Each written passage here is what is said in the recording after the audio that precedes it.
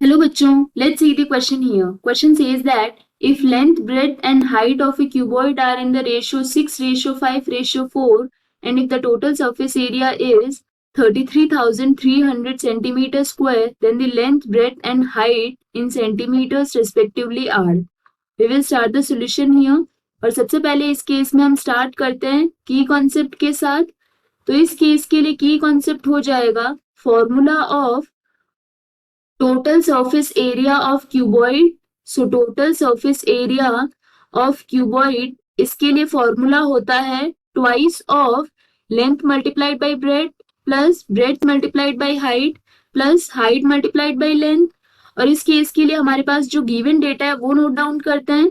इसमें बोला गया है लेंथ, ब्रेड्थ और हाइट इनका रेशियो है 6:5:4. That means let's suppose length यहाँ पर क्या है 6x है, तो ब्रेथ यहाँ पे हो जाएगी 5x एंड हाइट हो जाएगी इस केस के लिए 4x. यहाँ पे टोटल सरफेस एरिया की वैल्यू भी गिवन है, तो ये गिवन है हमारे पास 33,300 centimeter square. So this is equal to twice of, ये हो जाएगा 6x multiplied by 5x plus 5x multiplied by 4x plus 4x multiplied by 6x. तो जब इसको सिंप्लीफाई करेंगे ये हो जाएगा twice of 30x square plus 20x square plus 24x square.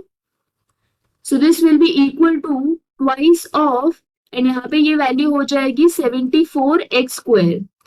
तो जब इसको सिंप्लीफाई करेंगे x square, this will be equal to 33,300 divided by 148 which is equal to 225, and 225 ये होता है 15 होल स्क्वायर.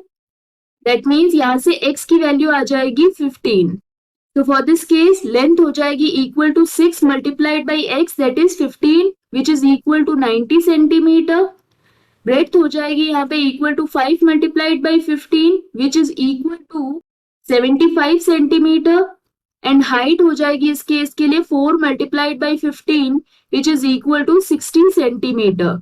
और इस केस के लिए हमें यही फाइंड आउट करना था that what will be length, breadth and height respectively in the same order in centimetres.